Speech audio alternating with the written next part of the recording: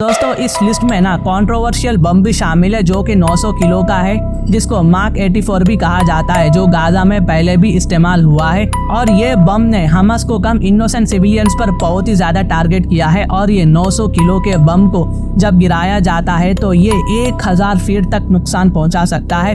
और यूएस इस बम को इजराइल को ज्यादा भेज रहा है। Hello and welcome to the world wide post. दोस्तों इजराइल और यूएसए को लेकर बड़ी खबर निकल कर आ रही है। बाइडेन एडमिनिस्ट्रेशन चाहता है कि गाजा में इजराइल हमले करना बंद करे, एक प्रॉपर सीज फायर हो। लेकिन यूएन की सीज फायर के डिसीजन के बाद बाइडेन एडमिनिस्ट्रेशन ने इजराइल को और भी ज्यादा बम्स देना शुरू कर दिया है। यानी एक तरफ यूएसए इजराइल को मिलिट्री मदद भी दे रहा है, तो दूसरी तरफ यूएसए दिखाने के लिए पैराशूट से ह्यूमैनिटेरियन एड भी दे रहा है गाजा में। यूएसए की हरकत को देखकर ना मुझे ये ख्याल आता है कि एक इंसान जानवरों को चारा भी डालता है, फिर उन्हें खाने के लिए काटता भी है।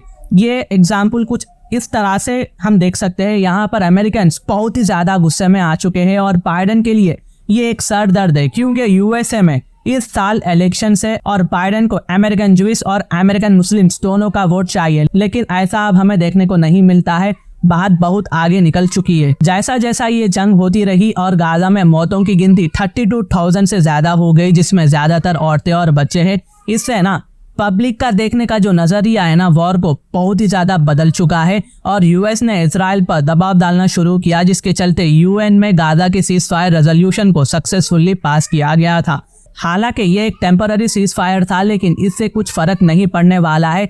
यूएन की सीज फायर रेजोल्यूशन के बाद यूएसए और इजराइल में हमें डिफरेंसेस देखने को मिले। नेतन्याहू ने यूएसए का विजिट कैंसिल ही कर दिया था और यूएसए से बहुत ही ज्यादा ये नाराज था, लेकिन अब लगता है कि वो आपस में मिल चुके हैं।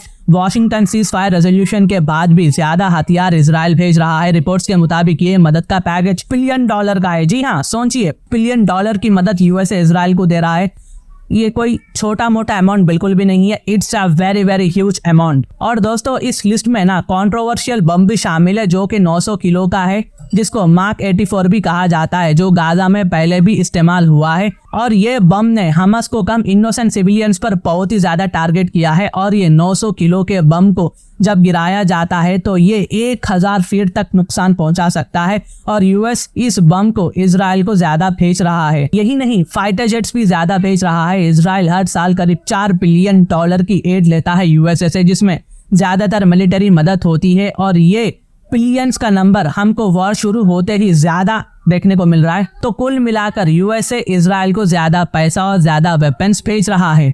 फिलिस्तीनियन अथॉरिटी ने इस पर वॉशिंगटन को टांट लगाया है। बाइडेन के लिए अमेरिका में सबसे बड़ा तनाव भी है। सबसे पहले तो डेमोक्रेटिक पार्टी, उनके हिस्से में 75% लोग इजराइल के वॉर के खिलाफ है। वो बाइडेन को इजराइल को वेपन्स प्रोवाइड करने से रोकना चाहते हैं। फिर अमेरिकन अरब कम्युनिटी भी शामिल है, जो कि बाइडेन पर इल्जाम लगा रही है कि बाइडेन इजराइल के जेनोसाइड को सपोर्ट करते हैं। हजारों लोग डेमोक्रेटिक पार्टी में वोट को लेकर अनकमिटेड है, जो बाइडेन के लिए वोट नहीं करेंगे। और याद रहे, अरब अमेरिकन का पहले से ही डेमोक्रेटिक वोटर बेस है, तो बाइडेन ने लॉ मेकर्स और वोटर्स दोनों को खो दिया है। साथ ही उनका झगड़ा नेतन्याहू से भी है, तो फिर वो ज्यादा हथियार इजराइल को क्यों भेज रहे हैं? हालांकि बाइडेन को इजराइल को छोड़कर अमेरिकन सिटीजन्स की डिसीजन को सपोर्ट करना चाहिए। तो देखिए, पहली वजह तो इतिहास और सियासत की है। इजराइल 1948 में कायम हुआ था और अमेरिका ने तुरंत इजराइल को as a state, as a country accept भी कर लिया था। और सारे यूएस प्रेसिडेंट्स आज भी इसे सपोर्ट करते हैं, जबकि जो बाइडेन का नेतन्याहू के साथ मसला है। लेकिन बाइडेन की मजबूरी है कि वो इजराइल को छोड़ नहीं सकते, क्योंकि अगर अमेरिका को मिडिल ईस्ट में अपना इन्फ्लुएंस जमाना है तो इजराइल अमेरिका की मदद करता है। और चाहे वो बिल क्लिंटन हो या बैरक ओबामा हो, इनका डिसीजन हमेशा से प्रो इजराइली था, लेकिन एंटी नेतन्याहू भी था। दूसरा वजह यह है कि बाइडेन को डर है कि ये जंग और भी ज्यादा भड़क सकती है, और वो ईरान के बारे में भी डर रहे हैं। और अगर ये हुआ तो इजराइल का नुकसान होगा। लेकिन दोस्तों, अगर यूएसए को इतना टेंशन हो रही है, यूएसए को इतना ही परवाह है इजराइल की, तो यूएसए को यहाँ पर चाहिए कि वो एक प्रॉपर फिलिस्तीन स्टेट बनाने पर काम करे। और 2 स्टेट सोल्यूशन ही इसका हल है। अब रिसेंटली इसराइल ने सीरिया में मौजूद ईरान की एम्बेसी पर अटैक किया है, तो ईरान वैसे भी खामोश नहीं बैठेगा। बाइडेन को शायद अभी नेतन्याहू के साथ चलना इंपॉर्टेंट लगता है, लेकिन दोस्तों याद रखो कि लीडर्स चाहे कितना भी बड़ा हो, असली ताकत तो जनता के पास होती है। जनता ही सुप्रीम होती है। इजराइल के लोगों को कोई ऐसी कंपल्शन महसूस नहीं हो रही है नेतन्याहू की। वो अपने प्राइम मिनिस्टर के खिलाफ प्रोटेस्ट कर रहे हैं। फ्राइडे को हजारों इजरायलीज ने सड़क पर उतरा और वो नेतन्याहू को रिजाइन करने की मांग कर रहे थे। अक्टूबर 7 अटैक के 6 महीने बाद अब इजराइल को एक नए लीडरशिप की जरूरत है, ताकि वो नेगोशिएटर्स के साथ ठंडे दिमाग से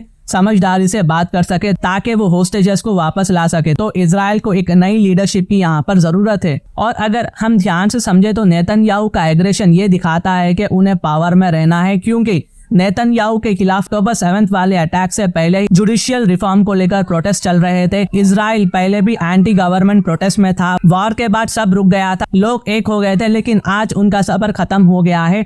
जनता में ऐसे लोग हैं जो अभी जल्दी इलेक्शन चाहते हैं, वो एक न्यू प्राइम मिनिस्टर चाहते हैं, लेकिन नेतन्याहू रिजिग्नेशन नहीं देना चाहते। और नेतन्याहू ने जल्दी इलेक्शन के दावों को भी रद्द कर दिया है। वो राफा ऑफेंसिव पर काम कर रहे हैं, जो कि गाजा के सदरन सिटी में है। नेतन्याहू रफा में भी तबाही करना चाहते हैं। नेतन्याहू के हिसाब से रफा हमास का आखिरी बेस होगा, लेकिन वहां 1.5 मिलियन यानी 15 लाख से ज्यादा फिलिस्तीनियंस पनाह में हैं। लेकिन याद रहे नेतन्याहू को ये सिर्फ लगता है, कंफर्म नहीं है। अगर यहाँ पर अटैक किया गया तो 15 लाख से ज्यादा लोगों की यहाँ पर मौतें हो जाएंगी। तो ये आसान ऑफेंसिव नहीं होगा। यूएस ने इजराइल को इसे रेड लाइन करार कर दिया है। नेतन्याहू दोनों तरफ से दबावों का सामना कर रहे हैं।